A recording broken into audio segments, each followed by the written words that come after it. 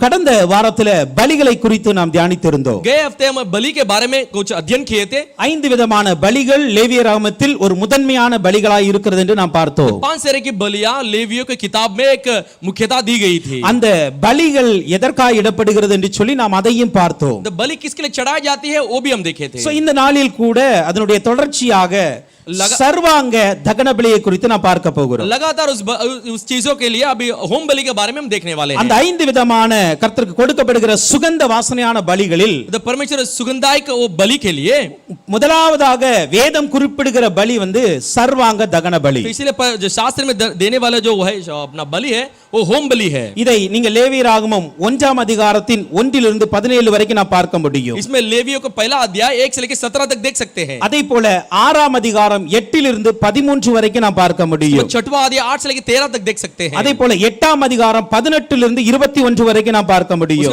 8वां अध्याय 18 से लेकर 21 तक देख सकते हैं. 16ஆம் அதிகாரம் 23 24 வசனங்களில் தியானிக்க முடியும். 16 अध्याय 23 से लेकर 24 तक अध्ययन कर सकते हैं. இந்த பகுதிகள் வந்து இந்த சர்வாங்க தகன பலியை குறித்து எழுதி இருக்கிற ஒரு பகுதிகள். ये सब बाग है, होम बलियों के बारे में लिखा गया बाग है. ஆனால் இந்த சர்வாங்க தகன பலிகளை குறித்து ये जो होम बलि के बारे में நாம் अनेक விதமாய் தியானிக்க முடியும். हम कई सारे चीजों में अध्ययन कर सकते हैं. பலிகளை குறித்து अनेक தேவ மனிதர்கள் अनेक வெளிப்பாடுகளை கொடுத்திருக்கிறார்கள். बलियों के बारे में कई सारे सेवक उनको प्रकटीकरण को दिया है. அது எல்லாமே சரியான வெளிப்பாடுகள் தான். वो सब कुछ सही प्रकटीकरण है. ஆனால் இன்றைக்கு நம்மோடு ஆவியானவர் சில வெளிப்பாடுகளை கொடுக்க விரும்புகிறார். आज पवित्र आत्मा हमारे द्वारा कुछ प्रकटीकरण को देने के लिए चाहता है. ஏன் நான் இதை இப்ப சொல்றேன் அப்படினா क्यों मैं इसको कहता हूं? சில வேளையில் நம்ம யோசிப்போம். कुछ समय हम सोच सकते हैं. அந்த ஊழியக்காரங்க அப்படி சொன்னாங்களே, वो सेवक वैसे कहे, இந்த ஊழியக்காரங்க இப்படி சொல்றாங்களே, सेवक ऐसे कहते हैं. எது சரின்னு நம்ம குழம்பிடுவோம். क्या सही है करके हम कंफ्यूज हो जाते हैं.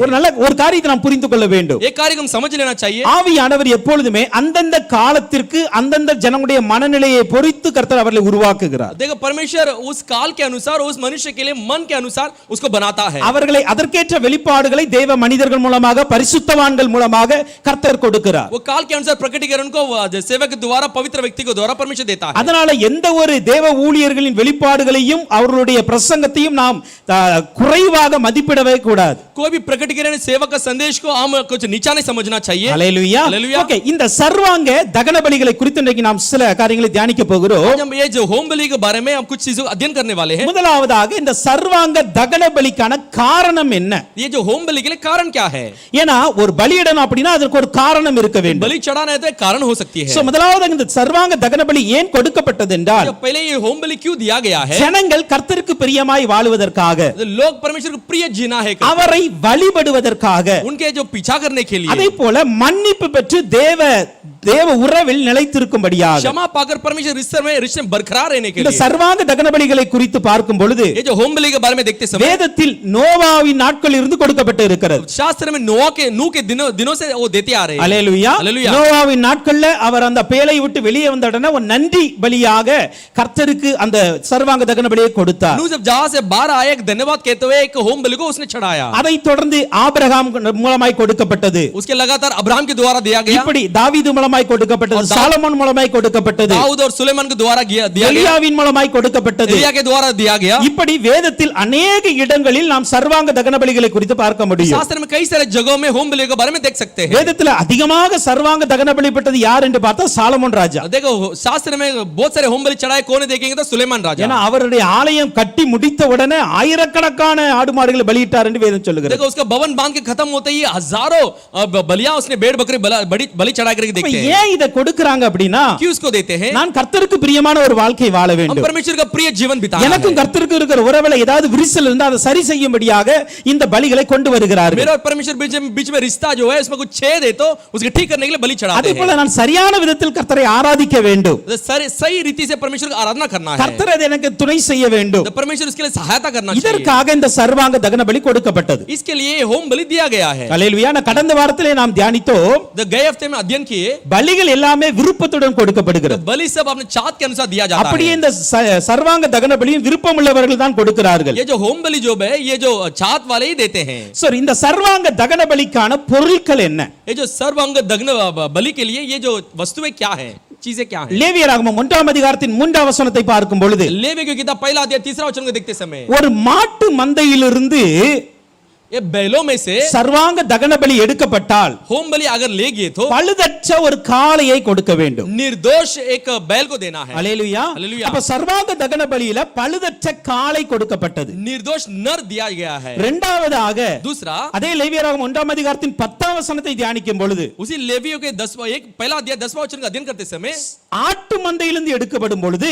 भेड़ों में से उठा गया तो அதுல செம்பரி ஆடா இருக்கலாம், வெள்ளாடு ஆடா இருக்கலாம். वो जब भेड़ भी हो सकती है, मेमना भी हो सकती है. ஆனால் அதில் பழுதற்ற ஒரு கடாவை எடுக்க வேண்டும். उसमें से एक भेड़ों को उठाना है, निर्दोष भेड़ को उठाना है. அல்லேலூயா. हालेलुया. அதை போல அதே அதிகாரத்தின் 14ஆம் வசனத்தை பார்க்கும் பொழுது तो वही अध्याय के 14 वचन को देखते समय அங்கு புறாக்களை சொல்லப்பட்டு இருக்கிறது. कबूतर के बारे में कहा गया. பறவைகளிலிருந்து எடுக்கும் பொழுது पक्षियों में से उठाते समय காட்டுப்புறா அல்லது புறா குஞ்சு என்று சொல்லப்பட்டு இருக்கிறது. कबूतर या कबूतर के बच्चे करके कहा गया அப்ப இந்த है. சர்வாங்க தகன பலிக்கு பயன்பட்ட பொருள் பலி பொருள் என்று பார்க்கும் பொழுது होम बलि के लिए उपयोग किया गया जो बलि के वस्तु क्या है? பழுதற்ற காளைகளை இட்டார்கள், निर्दोष नर को दिए, बैल नर को दिए, பழுதற்ற கடாக்களை கொண்டு வந்தார்கள், तो निर्दोष भेड़ों को लाए, அல்லது அவர்கள் காட்டு புறாவையாவது புறா குஞ்சுகளையாவது கொண்டு வருவார்கள். तो जंगली कबूतर या कबूतर के बच्चों को ले आए. அல்லேலூயா. அல்லேலூயா. இது ஏன் இப்படி ஒரு கேட்டகரி ஏன் அங்க இருந்துச்சு அப்படின்னு பார்த்தோம் அப்படின்னா ऐसा एक पांति यहाँ पे क्यों तक हम देखते हैं? கர்த்தர் ரொம்ப அருமையான, நம்முடைய தெய்வம் ரொம்ப நல்ல தெய்வம். हमारा परमेश्वर बहुत अच्छा है. அவர்களுடைய தகுதிக்கு ஏற்பதான் கர்த்தர் கேட்டார். उनका जो काबिलता से वो ले आए. இந்த காளைகள் யாரு கொண்டு வர வேண்டும் என்றால் बैल कौन लेके आना है? அதிபதிகள் अधिपति அல்லது ஆசாரியர்கள் தான் அந்த காளைகளை கொண்டு வருகிறார்கள். याजक लोग ये बैल को ले आते हैं. அல்லேலூயா. हालेलुया. அதே போல கடாவை, செம்பரி ஆடா வெள்ளாட்டு கடாவை யார் கொண்டு வர வேண்டும் என்றால் बेड़ो होने दो, बकरा होने दो, वो कौन ले அங்க आना இருக்கிற है? தலைவர்கள் கொண்டு வந்தாங்க. उधर के नेता ले आ सकते हैं. அல்லேலூயா. हालेलुया. அதே போல இந்த காட்டுப்புறா, இந்த புறா குஞ்சுகள் யாரு கொண்டு வரணும் அப்படின்னா ये जो जंगली कबूतर या बच्चों कबूतर के पिल्लू को कौन लेके आना है? சாதாரண மனிதர்கள், ஏழைகள் இவர்கள் கொண்டு வரலாம். साधारण मनुष्य गरीब ये ले आ सकते हैं. அல்லேலூயா. हालेलुया. ஆண்டவர் யார்ட்டியும் நீ ஏழையா இருந்தாலும் எனக்கு காலை தான் பலியிடுன்னு கேட்கல. तो परमेश्वर तू गरीब हो तभी तो बैल ही मुझे देना करके नहीं कहा. உங்களுடைய தகுதிக்கு ஏற்ப சர்வாங்க தகன பலியை கொண்டு வாருங்கள். आपका काबिलता के अनुसार वो होम बलि को ले आना है. அல்லேலூயா. हालेलुया. ஓகே, இந்த சர்வாங்க தகன பலியின் அர்த்தம் என்ன? ये होम बलि का अर्थ क्या है? அல்லேலூயா. हालेलुया. இது பார்க்கும் பொழுது यहाँ पे देखते समय நம்முடைய தமிழ்ல ரொம்ப அழகான விளக்கத்தை கொடுக்க முடியும். तमिल में अच्छा साफ सफाई बता सकते हैं. சர்வாங்க தகன பலியை பார்க்கும்போது சர்வம் என்று சொல்ல முதலாவது சர்வம் என்கிற வேர்டு இருக்கு. ये होम बलि में सर्व अंग ये बलि है, उसमें सर्व करके है. சர்வம் என்றால் முழுமையானது என்று அர்த்தம். ये जो सर्व बोले तो पूरा करके अर्थ है. முழுவதும்.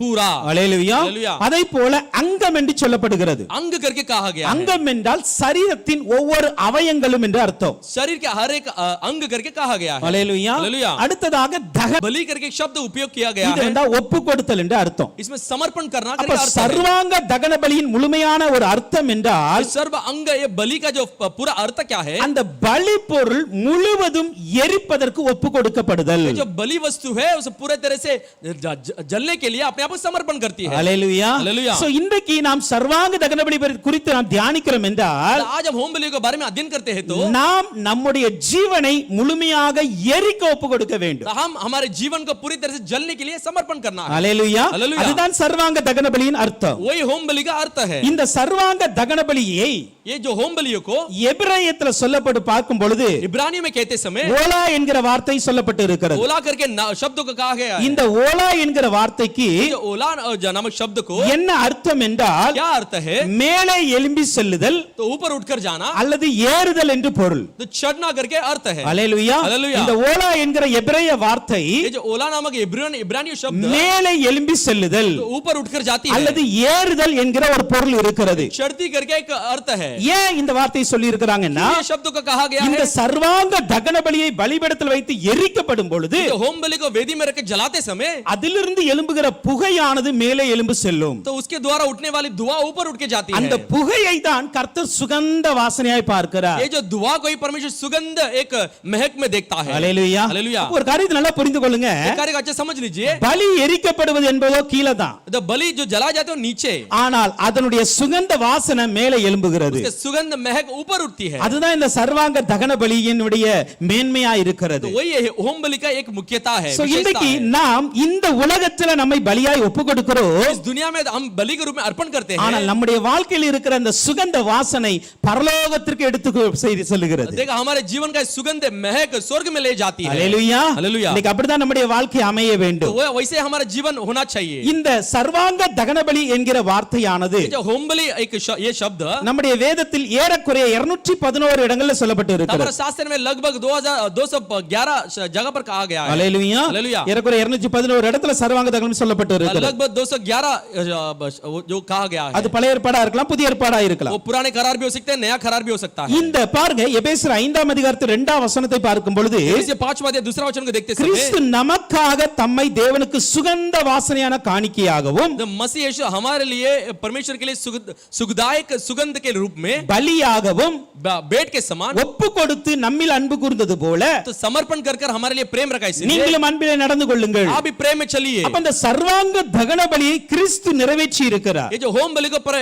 मसीह यीशु ने पूरा किया है, அவர் எப்படி நிறைவேற்றினார்? तो कैसा पूरा किया? நமக்காக தம்மை ஒப்பு கொடுத்து तो हमारे लिए अपने आप को समर्पण कर சுகந்த வாசனையாக காணிக்கையாக பலியாக அர்ப்பணித்திருக்கிறார். सुगंधित सुगंध के रूप में एक बेट के समान उसका अर्पण किया है। அப்படி நாமும் நம்முடைய வாழ்க்கையை சர்வாங்க தகன பலியாய் ஒப்பு கொடுக்க तो வேண்டும். हम भी हमारे जीवन को होम बलि के रूप में समर्पण करना है। அதான் ரோமர் 12ஆம் அதிகாரத்தின் 1ஆம் வசனத்தை பார்க்கும் பொழுது तो रोमी का 12वां अध्याय पहला वचन को देखते உங்கள் समय சரீரங்களை பரிசுத்தமும் தேவனுக்கு பிரியமான ஜீவ பலியாக ஒப்பு கொடுக்க வேண்டும் என்று अपने शरीर को जीवित और पवित्र और परमेश्वर को भावता हुआ बलिदान करके चढ़ाओ। தேவனுடைய இரக்கங்களை முன்னிட்டு உங்களை வேண்டிக் கொள்கிறேன். परमेश्वर के दया को आगे रख के मैं आपसे विनती कर लेता हूं, இதுவே நீங்கள் செய்யத்தக்க புத்தியுள்ள ஆராதனை. यही आप करने वाला एक बुद्धि भरे आराधना है। இந்த வசனத்தின்படி நம்ம பார்த்தோம் அப்படினா वचन के अनुसार हम देखेंगे ஒவ்வொரு ஆராதனையும் நமக்கு சர்வாங்க தகன பலியா இருக்க வேண்டும். तो हमारा हर एक आराधना होम बलि बनकर रहना चाहिए। ஹalleluya हालेलुया। ஹalleluya. हालेलुया। சில பேர் ஆராதனைக்கு வந்தா ஏன் வந்தனே தெரியாம நின்னுட்டு இருப்பாங்க. जो आराधना में आते तो क्यों आए करके ऐसे खड़े रहते हैं? ஆராதனைக்கு ஏன் வர்றீங்க அப்படினா உங்க சரீரத்தை உங்க அவயங்களை சர்வாங்க தகன பலியாய்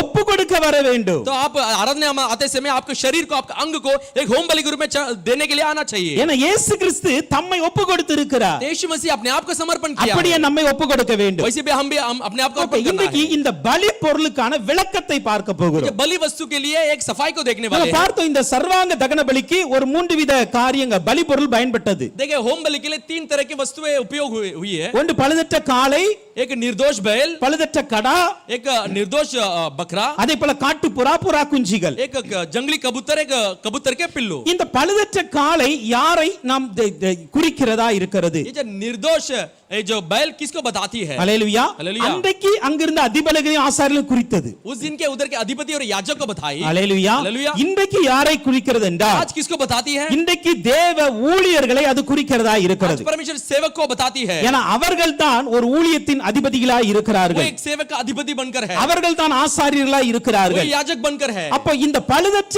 காளையை கர்த்தர் சர்வாங்க தகன பலியாய் கேட்கிறார்.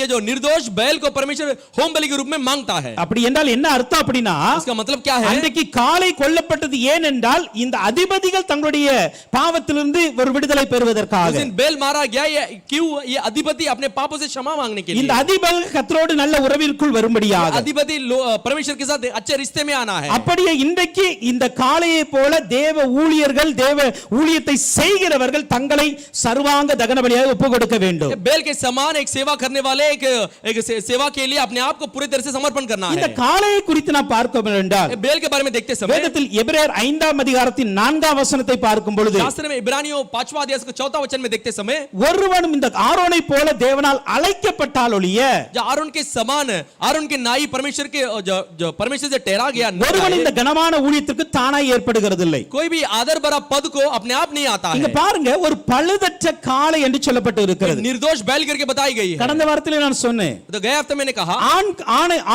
அந்த ஆண் பொருளை தான் கர்த்தர் கொடுத்தாங்க அவங்களுக்கு. नर को परमेश्वर के लिए दिए। எப்பொழுதுமே வேதத்தின்படி शास्त्र के ஒரு अनुसार ஆண் என்றால் एक नर बोले அவர்கள் கனத்திற்குரியவர். वो आदर भरा है। ஹalleluya. हालेलुया। அவர்களுக்கு ஒரு தனி மதிப்பை கர்த்தர் வைத்திருக்கிறார். उनके लिए एक विशेष एक मर्यादा को परमेश्वर ने रखा है। கிறிஸ்துவுக்கு அப்புறம் புருஷன், क्रिस्त के मसीह के बाद पुरुष புருஷனுக்கு கீழே மனைவி என்று சொல்லப்பட்டு இருக்கிறது. पुरुष के नीचे पत्नी करके कहा गया है। அல்லேலூயா. हालेलुया। அப்ப மனைவிக்கு மனைவி என்றால் ஒரு குடும்பம், அவங்க கீழே பிள்ளைகள் இருக்காங்க. அப்ப அந்த குடும்பத்திற்கு மேலே யார் இருக்கிறா? புருஷன் தான் இருக்கிறார். पत्नी बोलो तो बच्चे, पत्नी के ऊपर कौन है? पुरुष है, पति है। அப்போ இந்த காளை என்பது ये जो बैल बोले तो more valuable, ஒரு மதிப்பு மிக்க ஒரு பொருளா இருக்கிறது. एक आदर भरा, एक बहुमूल्य चीज है, ஒரு கனமுள்ள ஒரு பொருளா இருக்கிறது. एक आदर भरा चीज है। அப்படிதான் இன்றைக்கு தேவ ஊழியர்களை கர்த்தர் கனமுள்ளவர்களா வைத்திருக்கிறார். वैसे ही परमेश्वर आज परमेश्वर सेवक को एक आदर भरा रखा है। அதான் நம்ம வாசித்த அந்த வசனத்தில் சொல்லப்பட்டிருக்கிறது. तो हमारा उस वचन में कहा गया ஆரோனை है, போல அழைக்கப்பட்டால் ஒழிய இந்த கனமான ஊழியத்தை செய்ய முடியாது. तो आरन के नाई कोई नहीं बुला गया तो ये आदर भरा पद में नहीं आ सकता அப்ப है। கனமான ஊழியத்தை செய்கிறவர்கள் யார்? கனம் பெற்றவர்கள். वो जो आदर भरा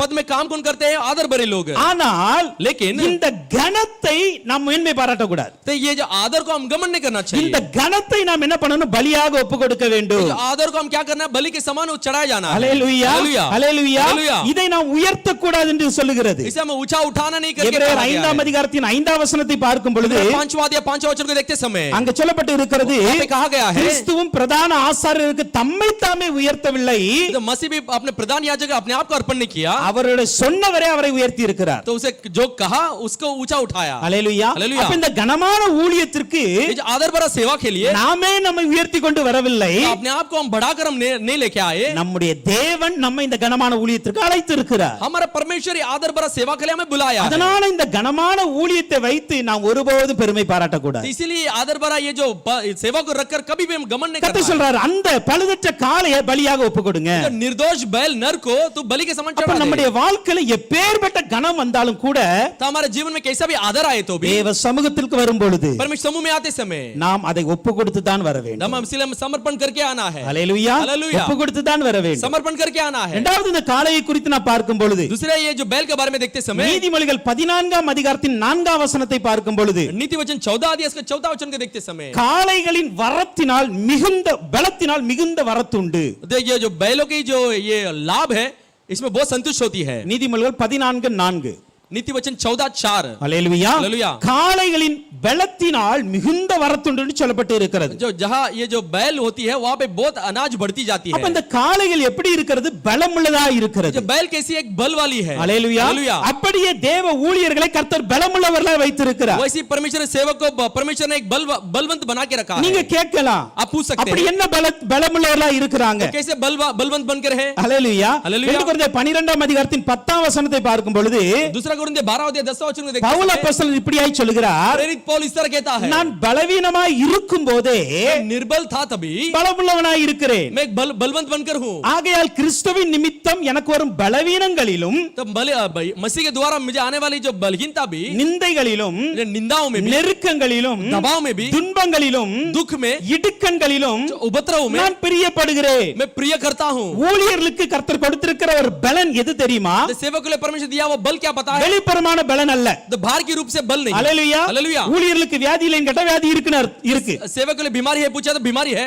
ஊழியர்களுக்கு பிரச்சனை இல்லைன்னு கேட்டா பிரச்சனை இருக்கத்தான் செய்கிறது.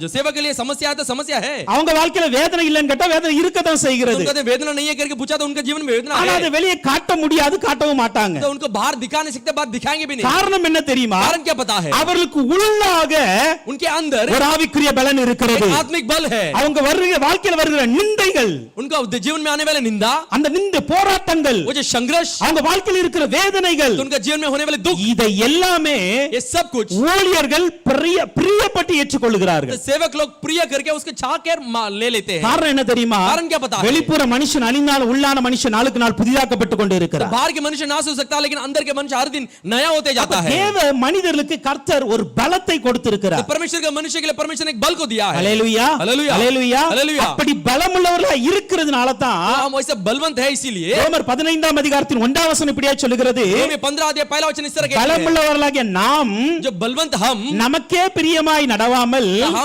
हमें प्रसन्न करने के लिए नहीं चलना चाहिए। பலவீனருடைய பலவீனங்களை தாங்க வேண்டும். निर्बलताओं के बल को निर्बलताओं को हम सहना चाहिए। ஹல்லேலூயா. ஹல்லேலூயா. இப்போ நம்ம எதுக்கு உபவாச ஜெபத்தை வைத்திருக்கிறோம்? हम क्यों उपवास की प्रार्थना कर रखे சரி, हैं? 3 நேரம் ஜெபம் பண்ணி கொண்டு இருக்கிறோம். तीन बार प्रार्थना कर रहे हैं। சில பேர் உபவாசம் இருக்கிறீங்க. कुछ लोग उपवास में हैं। ஏன் இருக்கிறீங்க? क्यों है? நமக்கு பலவீனம் வந்திருக்கா? तो हमें बलहीनता आई क्या? நமக்கு நோய் வந்திருக்கா? हमें बीमारी आई है? இல்ல.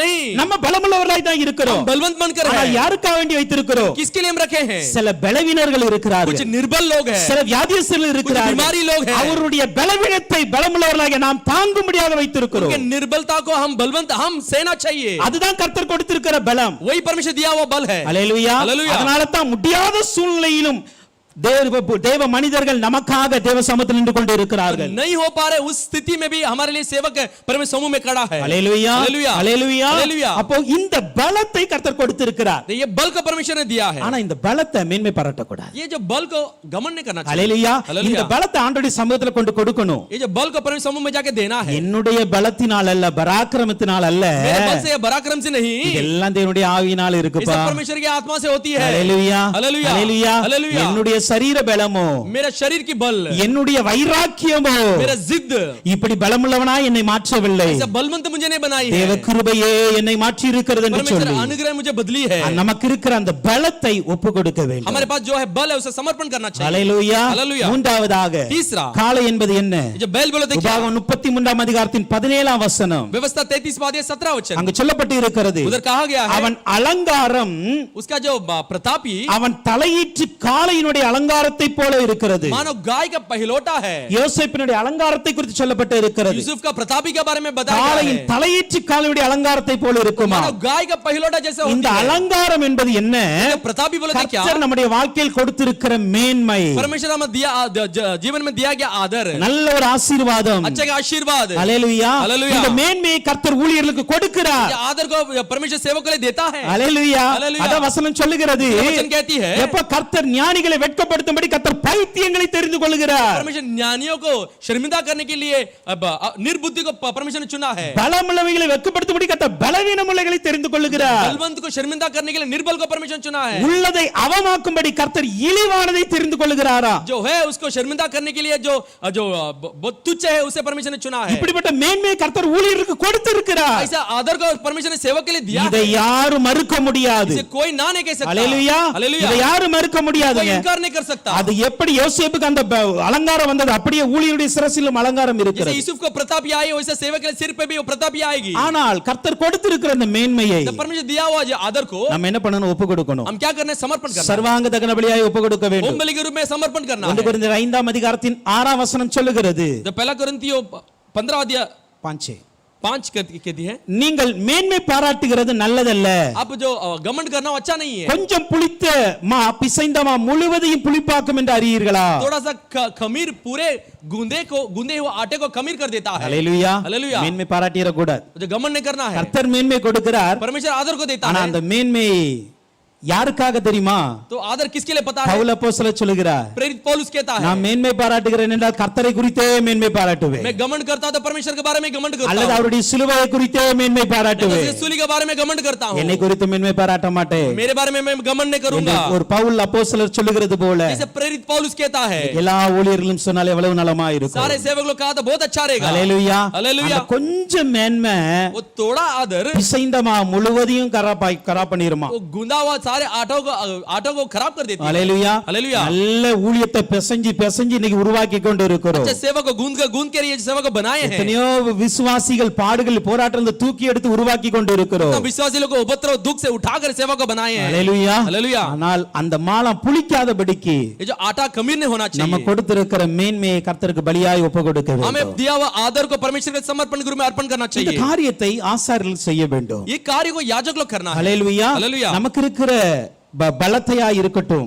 हमें दिया हुआ बल होने दो, நமக்கு இருக்கிற கனத்தையா இருக்கட்டும், हमें दिया हुआ आदर होने दो, நமக்கு இருக்கிற மேன்மையா இருக்கட்டும், दिया गया एक आदर बड़ा இது எல்லாமே நாம் கர்த்தரிடத்தில் ஒப்பு கொடுக்க வேண்டும். ये सब परमेश्वर के समूह में समर्पण करना है। நான்காவது இந்த காளைகளை குறித்து பார்க்கும் பொழுது चौथा ये बैल के बारे में देखते ஓசியா 14ஆம் அதிகாரத்தின் 2ஆம் வசனத்தை பார்க்கும் பொழுது उसे 14 अध्याय दूसरा वचन को देखते समय வார்த்தையை கொண்டு கர்த்தரிடத்தில் திரும்புங்கள், तो वचन को लेकर परमेश्वर को और मन फिरिए, அவரை நோக்கி उसके ओर தேவரீர் எல்லா அக்கிரமத்தையும் நீக்கி सब परमेश्वर सब अधर्म को दूर எங்களை करकर தயவாய் கிருபையாய் அங்கீகரித்தருளும். हमें अनुग्रह से ग्रहण कर दो, அப்பொழுது நாங்கள் எங்கள் உதடுகளின் காளைகளை செலுத்துவோம். तभी हम धन्यवाद रूपी बलि चढ़ाएंगे. இந்த உதடுகளின் காளை என்பது ये जो होठों की बैल बोले நம்முடைய வாழ்க்கையில் கர்த்தருக்கு செலுத்துகிற துதி பலி, ஆராதனை பலி, ஜெபத்தை குறிக்கிறது. दे हम जीवन में चढ़ाने वाले एक आराधना बलि, स्तुति बलि को बताती है. சங்கீதம் 51:19 பார்க்கும் பொழுது भजन संहिता 51:9 में देखते हैं, தகன பலியும் சர்வாங்க தகன பலியுமாக நீதியின் பலியில் கர்த்தர் பிரியப்படுகிறீர். जो होम बलि को ऊपर परमेश्वर प्रिय करता है, धर्मी बलि को प्रिय करता है. அப்பொழுது நம்முடைய பீடத்தின் மேல் காளைகளை பலியிடுவார்கள். अभी हम आपके वेदी को पर हम बैलों को चढ़ाएंगे. அப்ப இந்த காளை, உதடுகளின் காளை என்பது நம்முடைய துதி பலிகளை,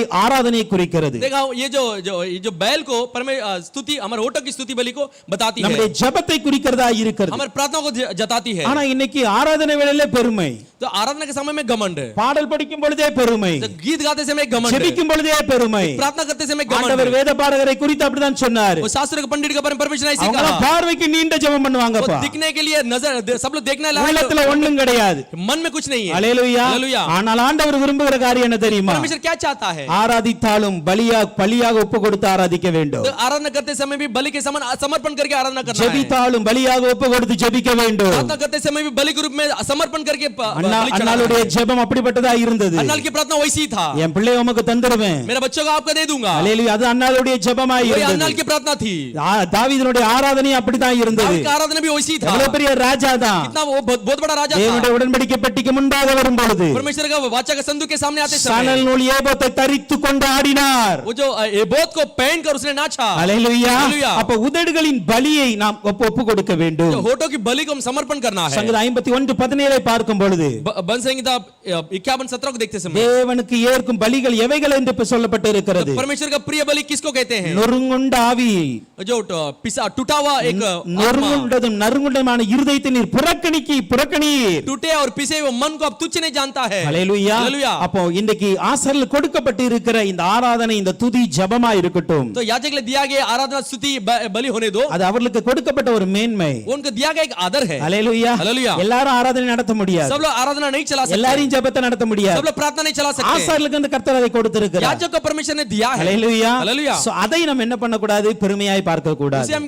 कैसा नहीं देखना चाहिए, घमंड के रूप में नहीं देखना चाहिए. அதையும் நாம் பலியாய் ஒப்பு கொடுக்க வேண்டும். उसे भी हम एक बलि के समान அந்த अर्पण करना காளைகளை चाहिए. குறித்து இன்னொரு காரியத்தை மட்டும் பார்க்க போகிறோம். बैल के बारे में और एक चीज को देखने वाले எபிரேயர் हैं. 12ஆம் அதிகாரத்தின் 2-3 வரைக்கும் பார்க்கும் பொழுது इब्रानी 12 अध्याय 2 से लेकर 3 में देखते समय கிறிஸ்து தமக்கு முன் வைத்திருந்த சந்தோஷத்தின் பொருட்டு அவமானத்தை எண்ணாமல் சிலுவையை சகித்தார். जब परमेश्वर यीशु मसीह उसके सामने रखा गया खुशी को तुच्छ जानकर सूली के लिए शर्मिंदा को उठा लिया. இந்த காளை என்பது எதை குறிக்கிறது என்றால் बैल बोले तो किसको जताती है? கிறிஸ்துவின் பொறுமையை குறிக்கிறது. मसीह के धीरज को बताती है. அல்லேலூயா. हालेलुया. அப்ப எப்பொழுதுமே ஊழியம் செய்கிறவர்கள் பொறுமையோடு இருக்க कभी வேண்டும். भी सेवा करने में धीरज के साथ होना चाहिए. இயேசு கிறிஸ்து அந்த சிலுவையில தம்மை தாமே ஒப்பு கொடுத்தார். यीशु मसीह उस सूली में अपने आप को समर्पण कर दिया. அவருக்கு முன்பாக தெரிந்ததெல்லாம் வரப்போகிற சந்தோஷம். तो उसके सब उसके सामने आने वाली खुशियां है. அதனால அவமானத்தை என்னவே இல்லையா. इसीलिए वो शर्मिंदा को कुछ नहीं तुच्छ जाना. அதனால இன்னைக்கு அவரை போல நாமும் பொறுமையோடு இருக்க வேண்டும். तो इसीलिए वैसा उसके समान हम भी धीरज के साथ होना பிலிப்பியர் चाहिए. 2ஆம் அதிகாரத்தின் 5-8 வரைக்கும் பார்க்கும் பொழுது फिलिपियर 2 अध्याय 5 से लेकर 8 तक देखते समय கிறிஸ்து இயேசுவில் இருந்த சிந்தையே உங்களுக்குள்ளும் இருக்க கடவுது. जैसा मसीह यीशु का स्वभाव है वैसे ही तुम्हारा भी स्वभाव हो. அவர் தேவனுக்கு சமமா இல்லாதபடிக்கு वो परमेश्वर का एक समानता में नहीं था. அடிமையின் ரூபம் எடுத்து மனுஷ சாயலானாராம். एक गुलामी के रूप पर लेकर एक गुलाम के छाया में आया. சிலுவையின் மரண பரியந்தம் தம்மை தாழ்த்தினாராம். वो जो सूली के मरण तक अपने आप को अर्पण சோ किया. இன்னைக்கு நாமும் கூட அப்படி தாழ்த்துகிறவர்களா இருக்க तो வேண்டும். हम भी वैसा हमें समर्पण करने वाले बनकर होना चाहिए. இது கர்த்தருக்கு கொடுக்கப்படுகிற காளை என்கிற சர்வாங்க தகன பலி. ये परमेश्वर दिया जाना बैल नामक होम बलि है. ஹல்லேலூயா. हालेलुया. ஹல்லேலூயா. இது ஜஸ்ட் அந்த காளையினுடைய அர்த்தத்தை தான் விளக்கத்தை சொல்லி இருக்கு. ये सिर्फ ये बैल के सफाई को मैं बताया हूं. ஹல்லேலூயா. இந்த பலி எப்படி இட வேண்டும் என்று வரும் நாட்களில் கர்த்தருக்கு சித்தம் இருந்தால் பார்க்கலாம். बलि कैसे चढ़ा जाना करके परमेश्वर का इच्छा होता हम बताएंगे आने ஓகே, இந்த वाले समय. பழுதற்ற கடா அடுத்து இருக்கிறது. ये जो निर्दोष बकरा करके दिया है. ஆமா, லேவியராகமம் 1ஆம் அதிகாரம் 10ஆம் வசனத்தை பார்க்கும் பொழுது लेवियों पहला अध्याय 10वां वचन को देखते समय அவன் செலுத்துவது செம்மறியாட்டு மந்தையில் உள்ள ஆடுகளிலாவது जो वो यदि वो भेड़ो या होने दो அல்லது வெள்ளாட்டு மந்தையில் உள்ள ஆடுகளிலாவது या बकरा होने दो எடுக்கப்பட்ட சர்வாங்க தகன பலியானால் तो होम बलि में चढ़ा பழுதற்ற ஒரு காளையை செலுத்த வேண்டும். निर्दोष नर को चढ़ाया जाना இந்த है. பழுதற்ற காளை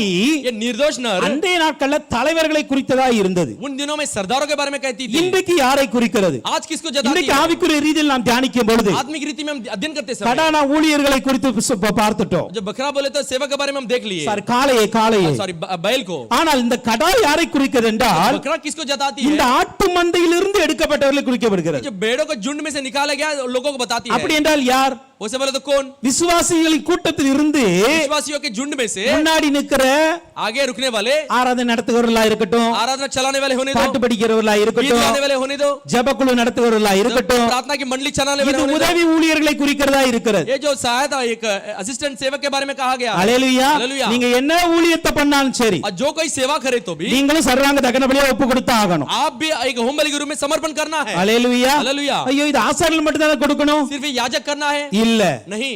நீங்கள் எந்த ஒரு சிறிய ஊழியமா இருக்கட்டும் பெரிய ஊழியமா இருக்கட்டும், या छोटा सेवा होने दो, बड़ा सेवा होने दो, அல்லேலூயா. அல்லேலூயா. நீங்க சர்ச்சுக்குள்ள ஊழியம் பண்ணுங்க, சர்ச்சுக்கு வெளியே ஊழியம் பண்ணுங்க, कलीसिया के अंदर सेवा कीजिए या बाहर सेवा कीजिए, நீங்களும் சர்வாங்க தகன பலியாய் ஒப்பு கொடுக்க வேண்டியது அவசியமா இருக்கிறது. आप एक होम बलि के रूप में अर्पण करना अवश्य है। அல்லேலூயா. அல்லேலூயா. ஏன் நீங்கள் ஒப்பு கொடுக்க வேண்டும்? क्यों आप समर्पण करना ஒரு है? சில காரியத்தை நான் சொல்லுகிறேன். कुछ कार्य में बताता हूं। நீதிமொழிகள் 27ஆம் அதிகாரத்தின் 26ஆம் வசனத்தை பார்க்கும் பொழுது नीति वचन 27वां अध्याय 26वां वचन देखते समय இந்த ஆட்டுக்குட்டிகள் பாருங்க, ये जो मेमना को देखो, வசனம் சொல்லுது, ஆட்டுக்குட்டிகள் உனக்கு வஸ்திரத்தையும் भेड़ों के बच्चे तेरे लिए वस्त्र, கடாக்கள் வயல் வாங்க தக்க கிரயத்தையும் கொடுக்கும். बकरों के द्वारा खेत का मूल्य दिया जाएगा। ஆட்டுக்குட்டிகள் வஸ்திரம் வாங்குறதுக்கு நமக்கு பயன்படுகிறது. तो भेड़ों के बच्चे वस्त्र लेने के लिए हमें उपयोग होती है। அல்லேலூயா. हालेलुया। ஆனா அதே வேளையில इसी समय में கடாக்கள் எதற்கு பயன்படுகிறது என்றால் बकरों किसके लिए उपयोग होती है? வயல் வாங்குவதற்க கிரயத்தை கொண்டு வருகிறது. खेत लेने लायक मूल देने के लिए। நமக்கு தெரியும் இந்த வயல்வெளி என்றாலே ये जो खेत बोले तो ஆலயத்தை அல்லது ஊழியத்தை குறிக்கிறதா இருக்கிறது. भवन को या सेवा को जताती है। கர்த்தர் இந்த உடன் ஊழியர்களை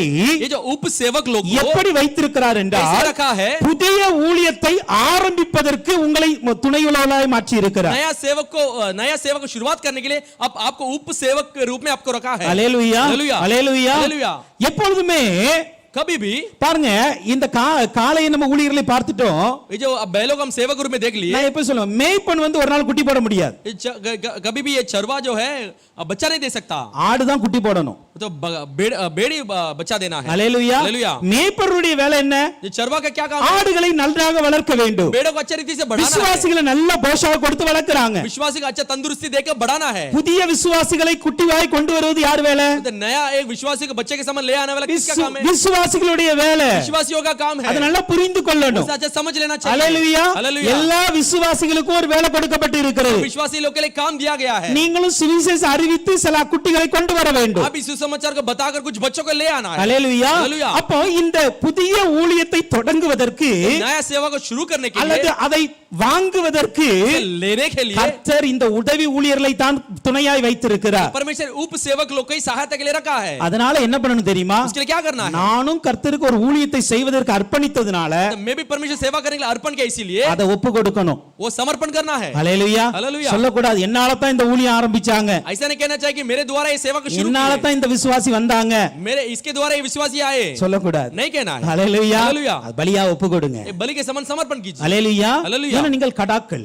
एक आप बकरा है, உங்களை கர்த்தர் பிடித்தெடுத்திருக்கிறார். परमेश्वर आपको अलग किया है। அதே போல எரேமியா 50ஆம் அதிகாரத்தின் 8ஆம் வசனத்தை பார்க்கும் பொழுது यिर्मयाह के 50वां अध्याय 8वां वचन को देखते समय பாபிலோனின் நடுவில் இருந்து ஓடி கல்தேயரின் தேசத்தை விட்டு புறப்பட்டு बाबुल के बीच में से बागों और कसिदियों के देश में से जैसे बकरे अपने மந்தையின் முன் நடக்கும் கடாக்களை போல் இருங்கள். बकरे अपने झुंड के अगुवे होते हैं, वैसे ही निकल आओ। இந்த கடாக்களுடைய குணம் என்ன? ये जो बकरों का गुण क्या है? மந்தைகளின் முன் நடக்குமா? झुंड के आगे आगे चलती है। அல்லேலூயா. हालेलुया। அப்ப ஊழியம் செய்கிற தேவ பிள்ளைகள் எப்படி இருக்கணும்? वो जो सेवा करने वाले परमेश्वर बच्चे कैसे होना चाहिए? மந்தைக்கு முன்னாக சாட்சியா இருக்கணும். झुंड के आगे एक गवाही बनकर रहना चाहिए। மந்தைக்கு முன்னாக தைரியமா இருக்கணும். जो झुंड के आगे एक निडर होकर रहना है। மந்தைக்கு முன்னாக வைராக்கியமா இருக்கணும். झुंड के आगे एक जलन के साथ रहना இந்த है। கடாக்கள் தான் ये जो बकरों जो है, தனக்கு பின்னாக ஒரு மந்தையை நடத்தி கொண்டு இருக்கிறது. पीछे आने वाले झुंड को चलाती है। அல்லேலூயா. हालेलुया। கர்த்தர் உங்களை ஒரு ஊழியத்தில் வைத்திருக்கிறார் என்றால் आपको इस सेवा में रखा है, நீங்கள் எந்த ஊழியத்தினாலும் செய்யுங்க. जो कोई सेवा के நீங்க कीजिए। மியூசிக் போடுங்க, மீடியால இருங்க, அல்லது சில்ட்ரன்ஸ் மினிஸ்ட்ரி பண்ணுங்க. आप म्यूजिक डालिए, मीडिया में रहिए, चिल्ड्रंस मिनिस्ट्री में रहिए।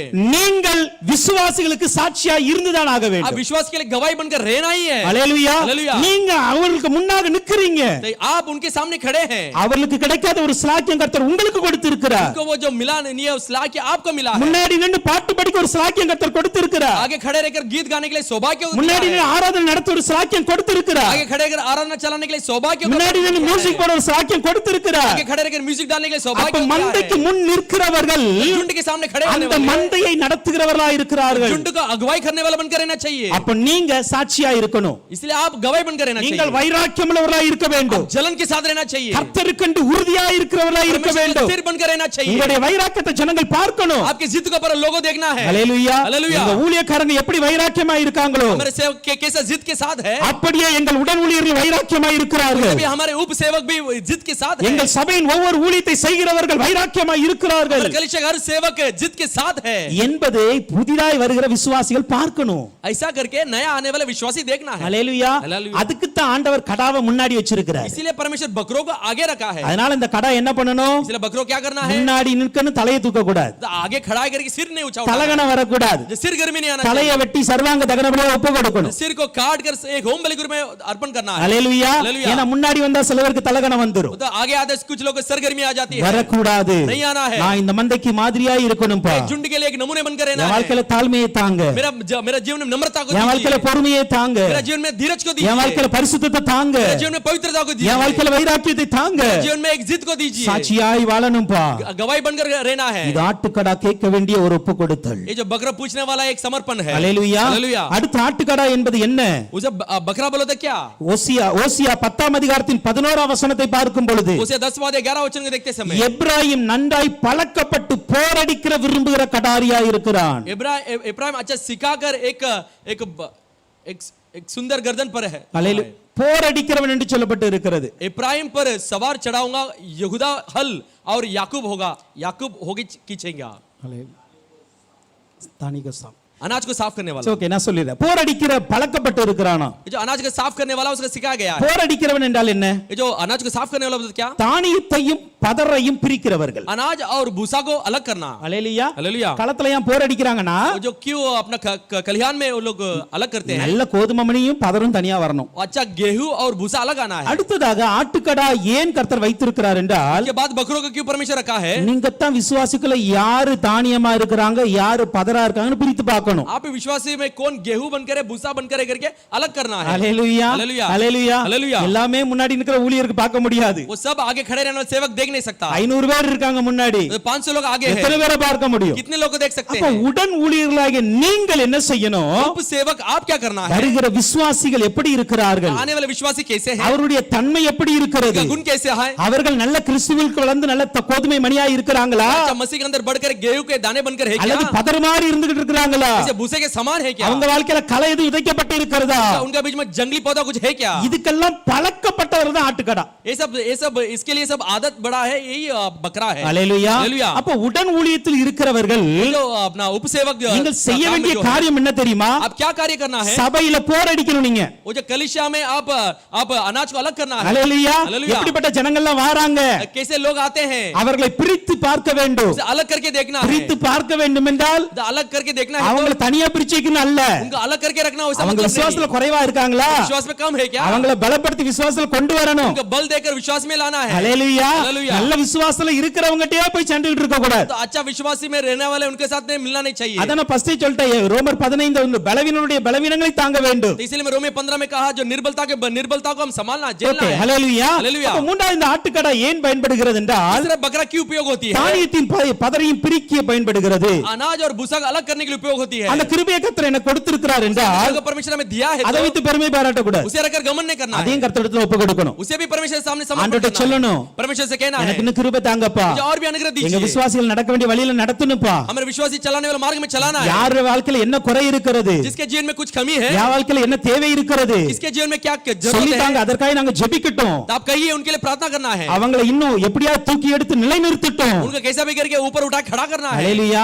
हालेलुया। போரடிக்கிறது என்றால் அதுதாங்க. ये जो अनाज को साफ करना बोले तो वही है। ஹல்லேலூயா. हालेलुया। அப்போ இந்த உதவி ஊழியம் செய்கிறவர்கள் அது முன்னாடி நிக்கிற எல்லாருமே उप सेविका का काम करने वाले आगे खड़े रहने वाले सारे लोग முதலாவதாக கர்த்தர் உங்களை ஊழியத்தை தொடங்குவதற்கு புதிய ஊழியத்தை ஆரம்பிப்பதற்கு பயனுள்ள பாத்திரமாய் மாற்றி இருக்கிறார். पहला परमेश्वर आपको नया सेवा शुरुआत करने के लिए उपयोग होने के लिए परमेश्वर आपके लिए आपको पात्र बनाया है. ஆனால் அந்த தாளந்துகளை வைத்து நாம் பெருமை பாராட்டும்படி ஒப்பு கொடுக்க तो வேண்டும். उस वरदान को हम गमन नहीं करना, समर्पण करने के लिए सीखना चाहिए. இரண்டாவது நீங்கள் விசுவாசிகளுக்கு முன்பாக சாட்சியாக உறுதியாக வைராக்கியமாய் இருக்க तीसरा வேண்டும். विश्वासी के सामने गवाही बनकर स्थिर बनकर खड़ा रहना चाहिए. மூன்றாவதாக நீங்கள் தானியத்தையும் பதரையும் பிரித்து பார்க்கிறவர்களாய் இருக்க வேண்டும். तीसरा अनाज और भूसे को अलग करके देखने लायक आप होना चाहिए. நான்காவதாக இந்த கடா என்பது என்ன? चौथा बोले तक ये जो बकरा ஒரு बोले थे क्या, சம்பவத்தை நான் தியானித்துக் கொண்டிருக்கும்போது ஒரு வசனம் என்னுடைய கண்ணில் பட்டது. हम अध्ययन करते समय वचन मेरे आंख में लगी. ஆதியாகமம் 37ஆம் அதிகாரம் 31ஆம் வசனம். उत्पत्ति 37वां अध्याय 31वां वचन. அல்லேலூயா. அல்லேலூயா. அங்க பாருங்க, वहां पे देखिए யோசேப்பின் அங்கியை எடுத்து यूसुफ के अंगरख को निकाल ஒரு कर வெள்ளாட்டு கடாவை அடித்து एक सफेद बकरे को मारकर அந்த அங்கியை ரத்தத்தில் தோய்த்து उस अंगरख को लहू में डुबाकर யாக்கோபிட்ட கொண்டு கொடுக்கறாங்க. याकूब के पास आके देते हैं. இப்போ யோசேப்பு அந்த இடத்துல செத்து இருக்க வேண்டும். यूसुफ वो जगह पर मरना चाहिए. ஆனா யோசேப்பு சாகல. यूसुफ नहीं मरा. ஆனால் அந்த யோசேப்புக்காக यूसुफ के लिए ஒரு ஆட்டுக்கடாவை அடித்தார்கள். एक बकरा को मार दिए. அந்த ஆட்டுக்கடாவை அடித்து बकरा को मार அந்த ரத்தத்தை எடுத்து அந்த வஸ்திரத்தை போட்டார்கள். उस लहू को लेकर वस्त्र में डाले. அதை யாக்கோபிட்ட கொண்டு கொடுத்தாங்க. उसे याकूब के पास ले आके சோ दिए. வேதத்துல நாம் தியானிக்கும் பொழுது शास्त्र में अध्ययन करते இந்த समय யோசேப்பு இயேசு கிறிஸ்துவுக்கு முன்மாதிரியா இருக்கிறார். ये जो यूसुफ है यीशु मसीह के तुल्य में है. அப்ப இந்த இயேசு கிறிஸ்துவுக்காக यीशु मसीह के लिए தன்னுடைய வாழ்க்கையை அர்ப்பணித்துதான் இந்த ஆட்டுக்கடா. देखो अपना जीवन का समर्पण किया ये बकरा है. இயேசு நம்மளை வந்து ஆட்டுக்குட்டியை சேர்ப்பதற்கு தன்னை அர்ப்பணித்தார். तो परमेश्वर हमारे लिए एक मेमना बनकर अपने आप को समर्पण किया. அல்லேலூயா. हालेलुया. நான் சொல்ல வரது புரியுதா? मैं जो कहने आता समझ में आता ஆண்டவர் है. எதற்காக ஜீவனை விட்டார்? परमेश्वर किसके लिए अपने जीवन को दिया? தன்னுடைய ஆடுகளுக்காக ஜீவனை விட்டார். अपने भेड़ों के लिए जीवन दिया. அல்லேலூயா. हालेलुया. ஆடுகளுக்காக ஜீவனை விட்டார். अपने भेड़ों के लिए जीवन दिया. ஆனா இந்த ஆடு வளர்ந்து ஆட்டுக்கடாவாய் மாறும் பொழுது भेड़ बढ़कर एक बकरा बनते समय என்ன செய்யணும் தெரியுமா? क्या करना पता है? இயேசுவுக்காய் ஜீவனை கொடுக்கிறவராய் மாற வேண்டும். यीशु मसीह के लिए जीवन देने वाला बदलना चाहिए. அல்லேலூயா. हालेलुया. யோசேப்புக்காக ஒரு ஆட்டுக்குட்டி ஜீவனை கொடுத்தது. यूसुफ के लिए मेमना ने जीवन दिया. அல்லேலூயா. हालेलुया. உதவி ஊழியர் செய்கிறவங்களுக்கு அந்த வைராக்கியம் இருக்கணும்.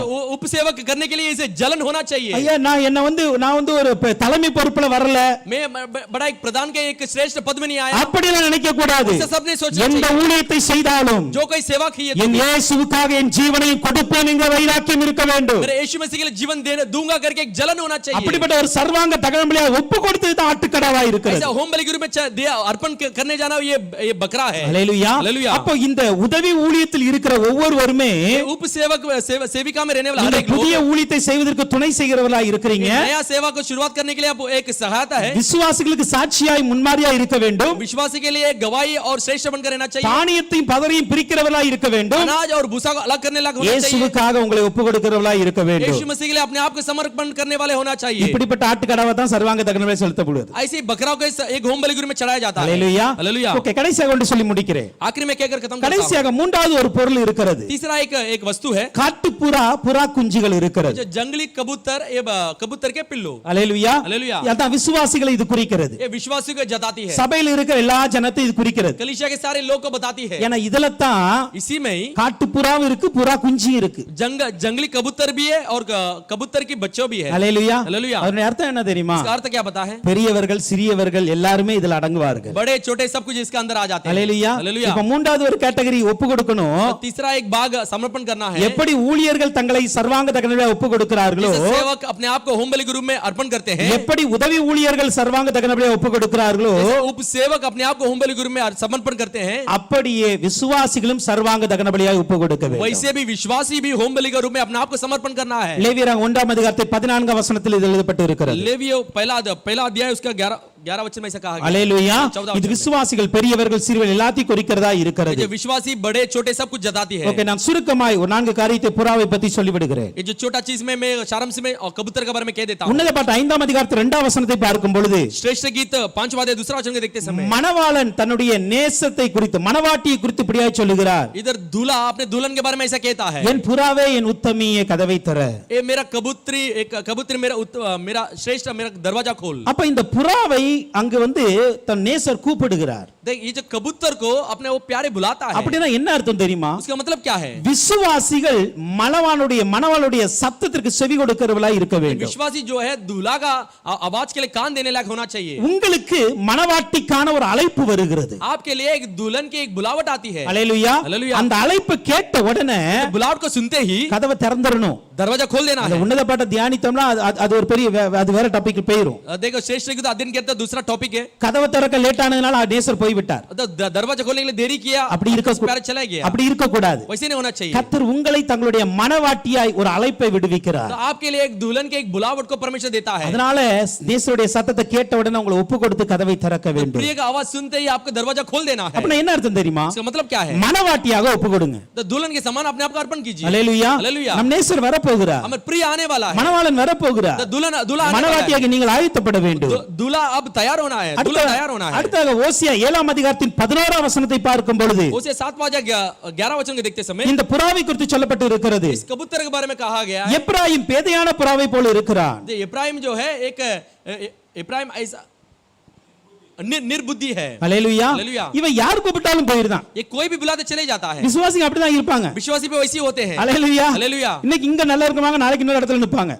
आज यहाँ पे अच्छे कहेंगे, कल दूसरे जगह पे खड़े रहेंगे. ஆண்டவர் என்ன விட்டுட்டு எகிப்தில போய் தேடுறாங்க. तो मुझे छोड़कर मिस्र को जाकर ढूंढते हैं. அசீரியனை போய் தேடுறாங்க. अशूर के जाकर ढूंढते ஏன்னா हैं. பேதையான புறாவா இருக்கிறான். क्योंकि निर्बुद्धि बनकर है. ஆனா இந்த பேதையான ஜீவன் கடைசி வரைக்கும் இருக்க கூடாது. ये निर्बुद्धि जीवन आखिर तक नहीं होना चाहिए. அல்லேலூயா. हालेलुया. விசுவாசிகள் சில காரியங்கள் உங்களுக்கு அறியாமையா இருக்கலாம். तो विश्वासी आपका कुछ कार्य अनजान में हो सकती है. ஏன்னா வேதத்தில் இன்னும் வளரவில்லை. शास्त्र में अभी तक नहीं बढ़े. சத்தியத்தில் நிலைத்திருக்கவில்லை. सत्य में अभी स्थिर नहीं हुए. இன்னும் ஜெபத்துல வளரவில்லை. अभी प्रार्थना में नहीं बढ़े. அதனால சிலவேளை நீங்கள் பேதையா இருக்கலாம். इसलिए कुछ समय आप निर्बुद्धि हो सकते ஆனால் हैं. கடைசி வரைக்கும் பேதையாகவே இருக்க கூடாது. आखिर तक निर्बुद्धि बनकर नहीं रहना है. அல்லேலூயா. हालेलुया. அந்த பேதையிலிருந்து மாறுவதற்கு நீங்கள் ஒப்பு கொடுக்க வேண்டும். निर्बुद्धि से बदलने के लिए अपने आप को समर्पण करना है. அல்லேலூயா. हालेलुया. மூன்றாவதாக பார்க்கும் பொழுது इस्लाम देखते समय மத்தேயு 10ஆம் அதிகாரத்தின் 16ஆம் வசனம் சொல்லுகிறது. 10 वचन कहती है, புறாவை போல கபடற்றவர்களாய் இருங்கள். वो जो कबूतर के समान निष्कपट बनकर रहिए. புறாக்கு கபடற்றதா இருக்கிறது. एक कबूतर निष्कपट है. இப்போ இந்த அன்னப்பறவை முன்னாடி ये जो पक्षी के एक सामने உன்னங்க தண்ணியும் பாலையும் வச்சீங்க அப்படினா एक पानी और दूध को रखेंगे तो பாலை மட்டும் தனியா உறிஞ்சு குடிச்சிருமா. तो दूध को सिर्फ चूस के पी जाती है. ஆனா புறா முன்னாடி வச்சீங்க அப்படினா कबूतर के सामने रखे தண்ணியும் तो சேர்த்து தான் குடிக்கும். पानी को साथ में पीती है. ஏன்னா அதுக்கு கபடு கிடையாது. क्योंकि उसके पास निष्कपट नहीं है. அதுக்கு தெரியாது என்ன செய்யணும்னு சொல்லி. वो नहीं जानती क्या करना है करके. அல்லேலூயா. हालेलुया. இன்னைக்கு விசுவாசிகளும் அப்படிப்பட்ட ஒரு ஜீவியம் உடையவர்களாய் இருக்க வேண்டும். विश्वासी भी ऐसे जीवन के साथ होना चाहिए. கபடற்றவர்களாய் இருந்தால் என்றால் एक बोले बनकर रहेंगे तो பாவத்திற்கு விலகி पाप के लिए हटकर பரிசுத்தத்துக்கு தங்களை அர்ப்பணித்தவர்களாய் இருங்கள். तो पवित्रता के लिए समर्पण करने लायक होना चाहिए. அல்லேலூயா. हालेलुया. அதேபோல சங்கீதம் 74:19 பார்க்கும் பொழுது बस 74:19 में कहती உன் है, காட்டு புறாவின் ஆத்துமாவை जो जंगली कबूतर की आत्मा को प्राण துஷ்டருடைய கூட்டத்திற்கு ஒப்புக்கொடாதேயும். को जो दुष्टों के हाथ में मत सौंपिए. அப்ப இந்த காட்டு புறாவை பிடிப்பதற்கு துஷ்டர்கள் வருவார்கள். जो जंगली कबूतर को पकड़ने के लिए दुष्ट लोग आते हैं. இத வேட்டையாடி கொண்டு போக துஷ்டர்கள் வருவார்கள். शिकार करके ले जाने के लिए दुष्ट ஆனால் आते ஆண்டவருக்கு हैं. ஒப்பு கொடுத்துற கூடாது. जो उनके लिए समर्पण नहीं करना है. அப்ப விசுவாசிகள் இந்த கேட்டகரி இருக்கத்தான் செய்யும். विश्वासी लोग में ऐसे लोग होते हैं. காட்டு புறா மாதிரி जंगली कबूतर சில जैसा துன்மார்க்கர்கள் வரும்பொழுது, दुष्ट लोग आते समय, அல்லேலூயா, हालेलुया, கள்ள உபதேசிகள் வரும்பொழுது वो जो झूठे उपदेश करने वाले आते समय விழுந்து போயிடுவாங்க. गिर जाएंगे. அல்லேலூயா. हालेलुया. அதுக்கு நாங்க ஊழியக்காரங்க ஜெபித்து கொண்டு இருக்கிறாங்க. हम उसके लिए सेवक लोग प्रार्थना कर रहे ஆனா हैं. விசுவாசிகள் கவனமா இருக்க வேண்டும். विश्वासी लोग सावधानी से रहना चाहिए. அல்லேலூயா. हालेलुया. அப்பா என் ஆத்துமாவை ஒப்பு கொடுத்துறாதீங்கப்பா. मेरे प्राणों को समर्पण मत कीजिए. கிறிஸ்துவுடைய வலையில விழுந்திர கூடாது. दुष्ट के जाल में नहीं गिरना चाहिए. அவனுடைய கண்ணியில நான் விழுந்திர கூடாது जाल में नहीं फंसना என்று चाहिए. சொல்லி எச்சரிக்கையா இருக்க வேண்டும். ऐसे सावधानी से रहना चाहिए. அல்லேலூயா. हालेलुया. ஏன் காட்டுப்புறா புறா குஞ்சுகள் ஒப்பு கொடுக்கப்பட வேண்டும் என்றால் ऐसे कबूतर के बच्चे समर्पण करना நீங்கள் है. மனவாட்டியாய் மாற வேண்டும். अब दुल्हन बनना चाहिए. நீங்கள் பேதியான ஜீவன் ஜீவிக்க கூடாது. अब निर्बुद्धि जीवन नहीं बिताना है. நீங்கள் கபடற்றவர்களாய் மாற வேண்டும். निष्कपट बनना चाहिए. அதை போல நீங்கள் துஷ்டருடைய கைக்கு தப்புவிக்கப்பட वैसे வேண்டும். दुष्ट के हाथ से आप बचा जाना है. அதனால தான் इसीलिए நீங்கள் சர்வாங்க தகன பலியாய் உங்களை ஒப்பு கொடுக்க வேண்டும். इसलिए होम बलि के रूप में अपने आप को समर्पण करना है. அல்லேலூயா. हालेलुया. அல்லேலூயா. हालेलुया. 20 வருஷம் ஆனாலும் நான் இப்படி தான் இருப்பேன்னு சொல்ல கூடாது. साल हुआ तो मैं वैसे ही रहूंगा ऐसे नहीं कहना चाहिए. உங்களுக்கு தெரியணும் आप जानना है துஷ்டன் யார், दुष्ट कौन है, கள்ள உபதேசி யார், झूठे उपदेश कौन है, சரியான சத்தியத்தை போதிக்கிறவர் யார் सच्चा उपदेश करने वाला कौन है, என்பதை தெரிந்திருக்க வேண்டும். इसे जानना चाहिए. அல்லேலூயா. हालेलुया. ஓகே, இப்படி சர்வாங்க தகன பலியில் இந்த மூன்று வித காரியங்கள் பலியாய் கொடுக்கப்படுகிறது. होम बलि में 3 चीजों वस्तुएं दिया जाता है. சோ அடுத்த வாரத்துல நாம் சர்வாங்க தகன பலி எப்படி இட வேண்டும் என்பதை நாம் தியானிக்கலாம். अगले சித்தம் இருந்தால் हफ्ते होम बलि कैसे चढ़ाया जाने करके हम सीखेंगे. அல்லேலூயா. हालेलुया. அப்ப எல்லாரும் ஊழியர்களா இருக்கட்டும், உதவி ஊழியர்களா இருக்கட்டும் விசுவாசிகளா இருக்கட்டும் सेवक எல்லாருமே சர்வாங்க தகன பலியாய் தன்னை அர்ப்பணிக்க வேண்டும் सेवक होने दो, उपसेवक होने दो या विश्वासी होने दो, सब लोग अपने आप को होम बलि गुरु में अर्पण करना அப்படிப்பட்ட है। அர்ப்பணிப்புக்கு நம்முடைய சபை முழுவதுமே நம்ம ஒப்பு கொடுப்போம் ऐसे समर्पण के लिए सारे कलीसिया का अर्पण கர்த்தர் करेंगे। நிச்சயமாக சுகந்த வாசனையா பலியாய் நம்மை மாற்றுவார் परमेश्वर निश्चय सुखदायक सुगंध बलि के समान हमें अर्पण कर அப்படி ஒப்பு கொடுங்க स्वीकार कर लेगा। ऐसा अर्पण कीजिए, கர்த்தர் பெரிய காரியங்களை செய்வார் परमेश्वर बड़ा कार्य को करेगा। ஆமென் आमेन।